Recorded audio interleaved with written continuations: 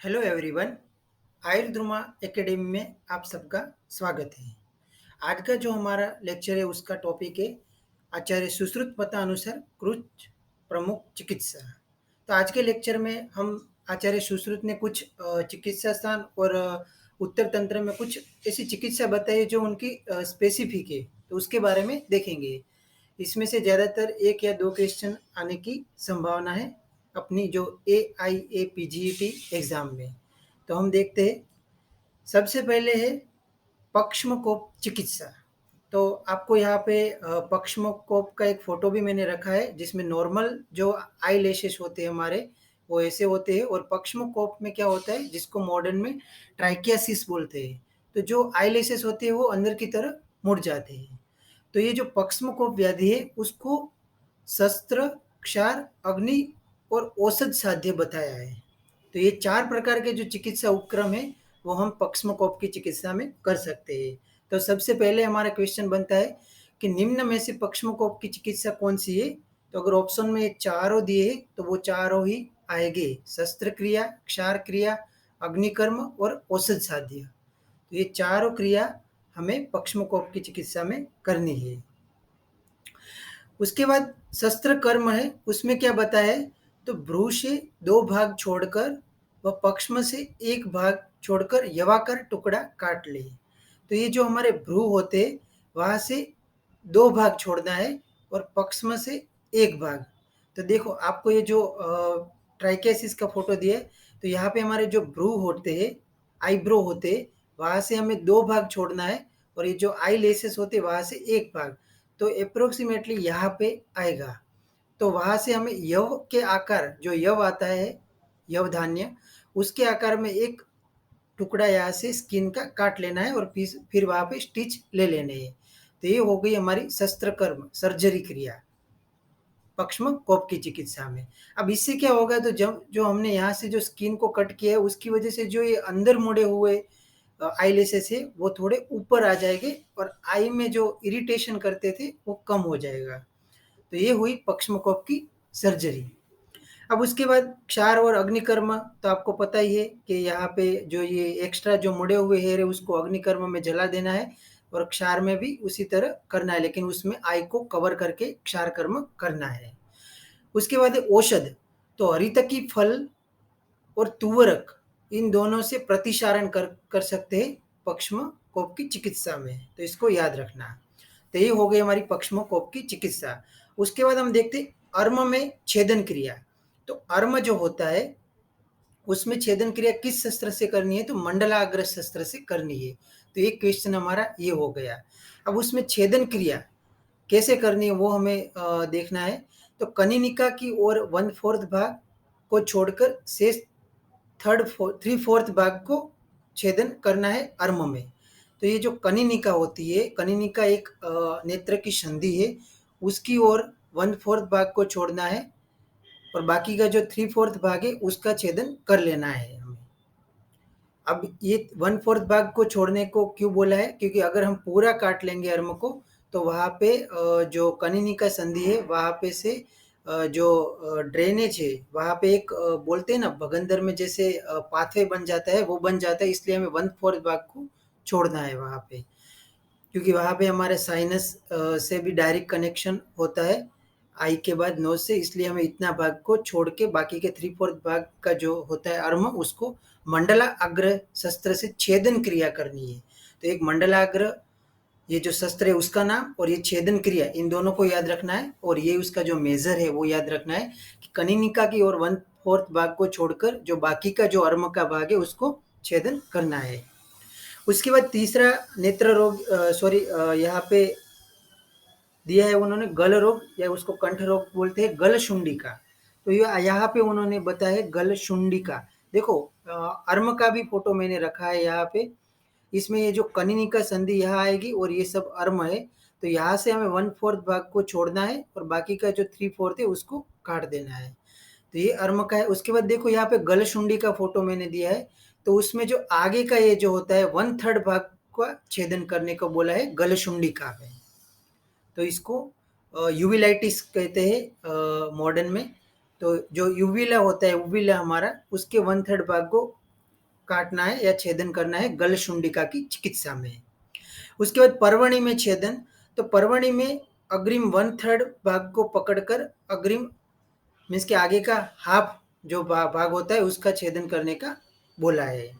तो ये हो गए पर्वणी की चिकित्सा, उसमें 1/3 भाग को पकड़ना है और आधे भाग का छेदन करना है।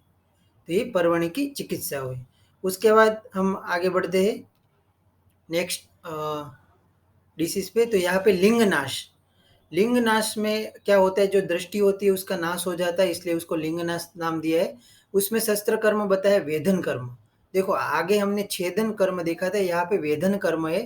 तो यहाँ पे वेधन कर्म में क्या करना है, तो कृष्ण मंडल से 2 हिस्से को छोड़कर शुक्ल भाग में अपांग की ओर देवकृत छिद्र करना है इसमें।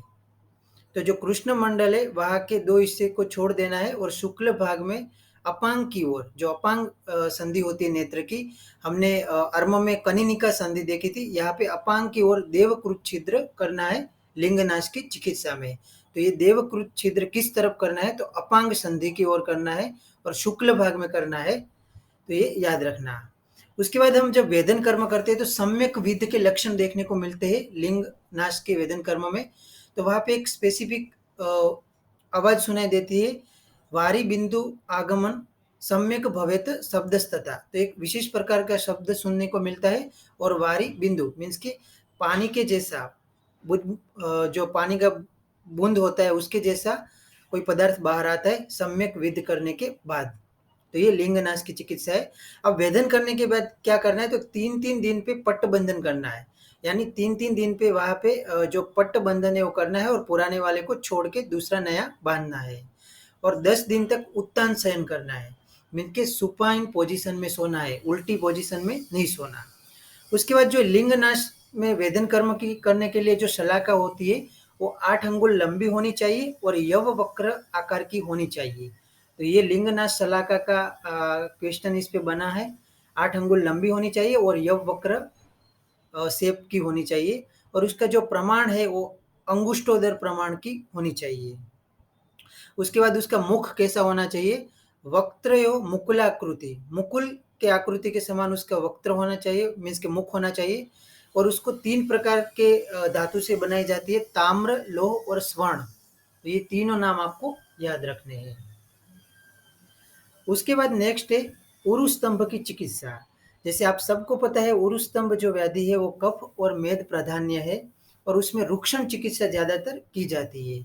और इसमें जो सड़धरण चूर्ण है उसको स्नेह रहित यानी स्नेह के बिना देने का विधान बताया है। हमने इसके पहले के लेक्चर में देखा था कि जो सड़धरण चूर्ण है वो स्नेह रहित उरु स्तंभ की चिकित्सा में बताया है। और स्नेह युक्त एक और वात व्याधि है जिसका नाम अभी मुझे नहीं याद आ रहा, वो आपके लिए वर्क है कि आपको उसको याद करने की कोशिश करनी है कि स्नेह युक्त सड़धरण चूर्ण का प्रयोग किस व्याधि में करना है, तो वो आप देख लेना। उसके बाद उसमें गोमूत्र प्लस गुगुल या शिलाजित का प्रयोग कर सकते हैं। करंज या सरसप कल्क का लेप करते हैं, इसको ट्रिपल स्टार कर लेना। उरु स्तंभ की चिकित्सा में किसका लेप करते हैं, तो करंज या सरसप कल्क का लेप करते हैं। उसके बाद रुक्ष उबटन किया जाता है उरु स्तंभ की चिकित्सा में, क्योंकि ये मेद और कफ प्राधान्य व्याधि है तो इसमें रुक्षण के लिए रुक्ष उबटन करने का विधान किया है। अब नेक्स्ट देख रहे हैं हम अर्श की चिकित्सा। अब अर्श की चिकित्सा में सबसे पहले दग्ध के बारे में देखते हैं, जिसको हम कोटेराइजेशन बोलते हैं, कोटरी करना बोलते हैं। तो उसमें सम्यक दग्ध का लक्षण बताए पक्व जम्बू प्रतिकांश, मीन्स के जब अर्श में हम दग्ध क्रिया करते हैं तो उसमें जो सम्यक दग्ध का लक्षण कौन सा है, तो पके हुए जम्बू के फल की तरह देखता है वो अर्श की जगह। उसके बाद क्षार क्रिया में क्षार पातन का समय बताए 100 मात्रा काल तक वहां पे क्षार को रखना है और 7-7 दिन के अंतर पर एक एक अर्श की चिकित्सा की जाती है। मीन्स कि अगर एक अर्श को आपने उस पे चिकित्सा की है तो दूसरे अर्श की चिकित्सा आपको 7 दिन के बाद करनी है, एक साथ सभी अर्श की चिकित्सा नहीं करनी है। उसके बाद अगर एक से अधिक अर्श होने पर अर्श की चिकित्सा बताया है। उन्होंने यहाँ पे 4 चिकित्सा क्रम बताए हैं। सबसे पहले दक्षिण दिशा में जो अर्श हो उसकी चिकित्सा करनी है, उसके बाद वाम दिशा के अर्श की, उसके बाद पृष्ठ और उसके बाद अग्र की ओर का जो अर्श है उसकी चिकित्सा करनी है। यहाँ पे बीच में एरो रखना बाकी रह गया है, तो आपको इसको सेपरेट ही रखना है। पहले दक्षिण, उसके बाद वाम, उसके बाद पृष्ठ और अग्र। तो इस क्रम को आपको याद रखना है कि एक से अधिक अर्श होने पर कौन सा चिकित्सा क्रम फॉलो करना है। तो दक्षिण, वाम, पृष्ठ और अग्र। उसके बाद वात कफज अर्श की चिकित्सा अग्नि और क्षार से करनी है, और पित्तज और रक्तज अर्श की चिकित्सा मृदु क्षार से करनी है। अब इसको स्टार कर लो कि अर्श में अगर पित्तज और रक्तज अर्श है तो वहां पे हम अग्नि और क्षार का प्रयोग नहीं करते, क्योंकि वहां पे पित्त और रक्त दोष है। लेकिन यहाँ पे मृदु क्षार से चिकित्सा करने का विधान आया है, तो इसको स्टार कर लो। उसके बाद जो अर्शो यंत्र की लंबाई है उसके बारे में आया है। तो अर्श यंत्र में पुरुष के लिए जो अर्श यंत्र होता है वो 4 अंगुल लंबा और 5 अंगुल गोलाई वाला होना चाहिए। स्त्री के लिए जो अर्श यंत्र होता है वो हथेली के बराबर लंबा और 6 अंगुल गोल होना चाहिए। तो देखो, स्त्री के लिए जो अर्श यंत्र है उसकी लंबाई और चौड़ाई दोनों ही, गोलाई दोनों ज़्यादा दी है। तो पुरुष के लिए 4 और 5, और स्त्री के लिए हथेली के बराबर लंबा और 6 अंगुल गोल। ये अर्शो यंत्र की लंबाई है। उसके बाद प्रमेय में श्रेष्ठ बताया है आचार्य सुश्रुत ने हरिद्रा को, जिसका लैटिन नाम है कुरकुरमा लोंगा। तो इसको स्टार कर देना। अर्श में श्रेष्ठ बताया है आचार्य सुश्रुत ने क्षार, अग्नि, कुटज और भल्लातक। तो ये 4 अर्श में श्रेष्ठ बताए हैं। उसके बाद नेक्स्ट है कुष्ठ में श्रेष्ठ खदिर और बीजक। बीजक को विजय सार भी और असन भी कहा जाता है। तो खदिर और बीजक ये कुष्ठ में श्रेष्ठ है। तरुण अस्मरी जो होती है वो औसत साध्य होती है। मीन्स कि अगर तरुण यानी छोटी जो अस्मरी होती है या स्टार्टिंग के फेज में जो स्टोन होते हैं वो औसत साध्य बताया है। प्रवृत्त जो अस्मरी होती है उसको छेदन योग्य बताया है। उसके बाद अपक्व भगंदर पीड़िका में चिकित्सा करते हैं व्रणशोप की तरह। तो जो अपक्व भगंदर पीड़िका होती है उसमें व्रणशोप की तरह चिकित्सा करनी है। संशोधन और रक्त मोक्षण विसर्प की श्रेष्ठ चिकित्सा है। इसको ट्रिपल स्टार कर लेना। विसर्प की श्रेष्ठ चिकित्सा पे क्वेश्चन 1 से 2 बार आ चुका है। कोष्ठगत नाड़ी व्रण में उपयोगी है गोमांस जारित भस्म। तो इसको भी स्टार कर लेना। जो कोष्ठगत नाड़ी व्रण होता है उसमें गोमांस जारित भस्म का प्रयोग किया जाता है। उसके बाद नेक्स्ट है अपची। तो अपची में चिकित्सा क्या बताइए।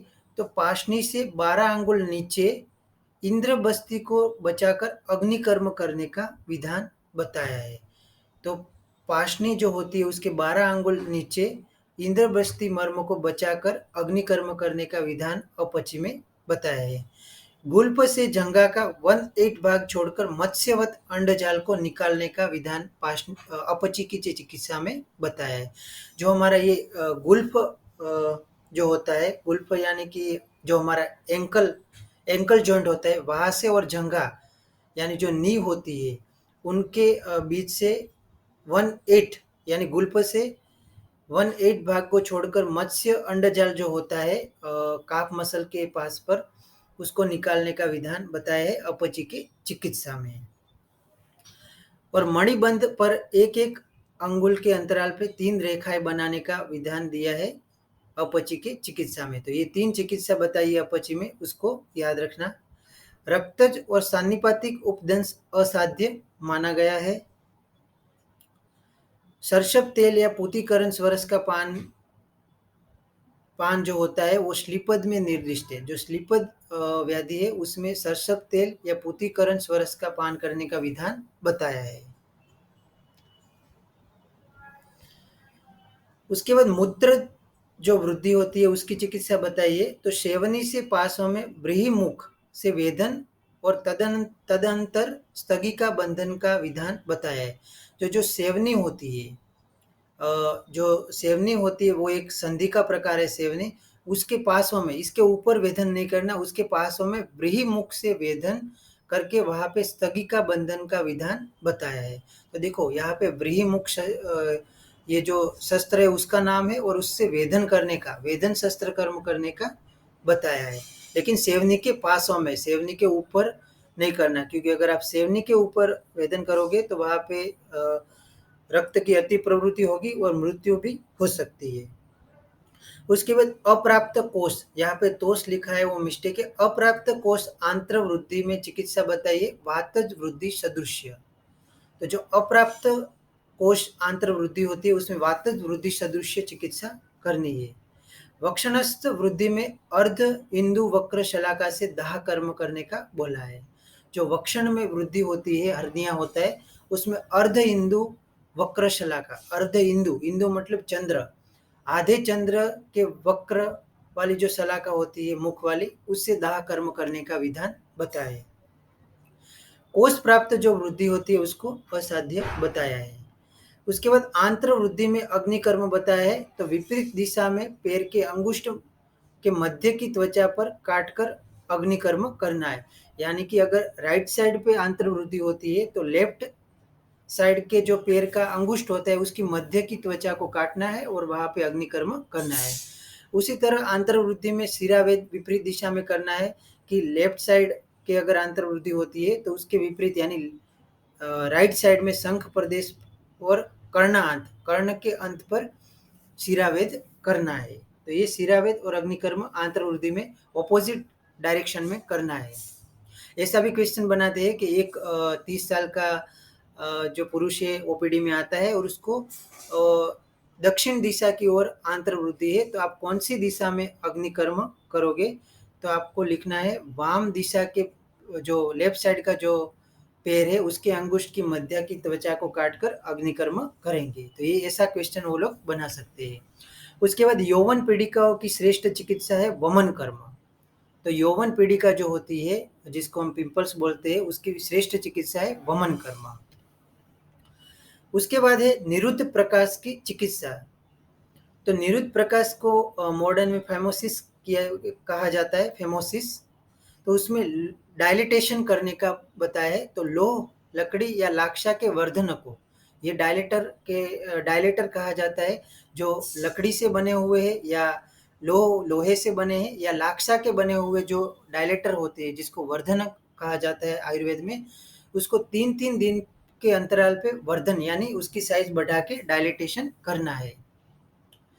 वसा और मज्जा से परिषेक करने का बोला है। ये जो निरुद्ध प्रकाश व्याधि है ओनली मेल में ही देखने को मिलता है, फीमेल में नहीं होता है। ये सेवनी को बचाकर शस्त्र कर्म करना है।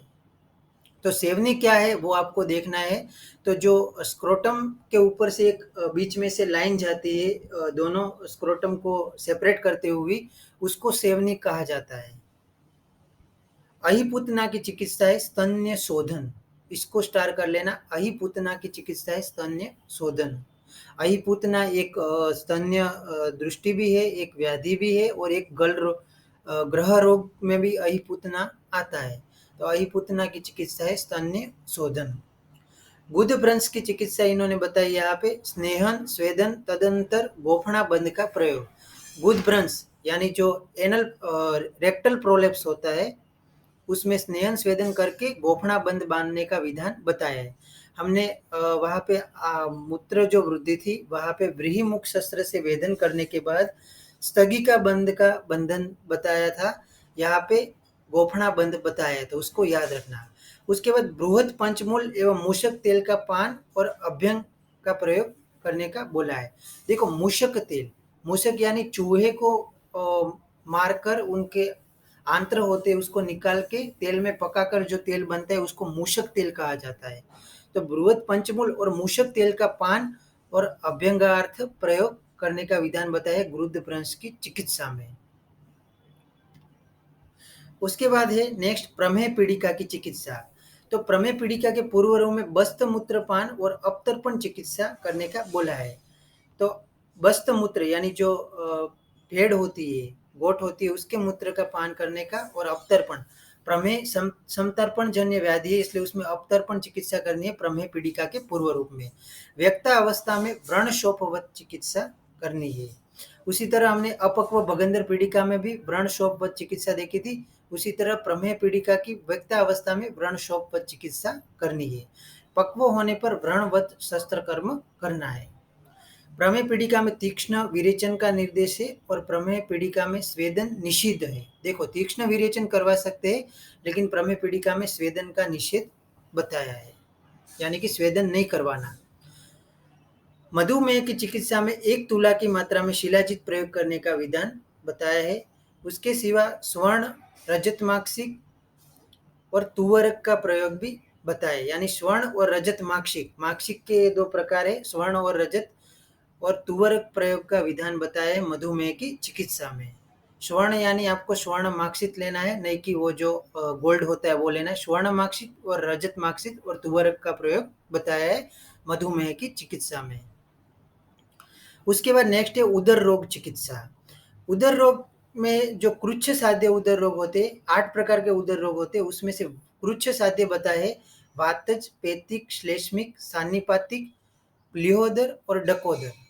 ये जो 6 है उसको कृच्छ साध्य बताया है, और असाध्य 2 बताए, बद्ध गुदोदर और परिस्राव्य उदर। तो एक क्वेश्चन आपका बन गया। सबसे पहले तो उदर रोग के प्रकार कितने हैं, तो 8, उसमें से कृच्छ साध्य कितने हैं, तो ये कृच्छ साध्य 6 है और असाध्य 2 है, बद्ध गुदोदर और परिस्राव्य उदर। उसके बाद दुष्योदर में सर्प विष या मूल विष का प्रयोग बताया है। तो एक क्वेश्चन बनता है कि विष का प्रयोग कौन से उदर रोग में बताया है, तो दुष्योदर में। उसके सिवा एरंड तेल, भैंस का मूत्र व ऊँटनी के दूध का प्रयोग निर्देश किया है इनकी चिकित्सा में। उसके बाद प्लीहोदर की चिकित्सा में बाएं यानी लेफ्ट कुरपुर का शिरावेदन बताया है, और दाह कर्म का भी विधान किया है। मणिबंध पर बाएं यानी वाम अंगूठे की शिरा पर प्लीहोदर में दाह कर्म और शिरावेदन करने का विधान आया है। तो यहाँ पे बायने और डायने में कंफ्यूज नहीं होना, खास करके जो गुजरात के लोग होते हैं उनको थोड़ी दिक्कत आती है, बाकी हिंदी वालों को पता होता है। बाय यानी लेफ्ट और दायने यानी राइट। तो ये प्लीहोदर में शिरावेदन कुरपुर पे करने का बोला है, और जो दाह कर्म है वो मणिबंध पर अंगूठे की जो शिरा होती है उस पे करने का बोला है। उसके बाद उदर रोग की चिकित्सा बताइए।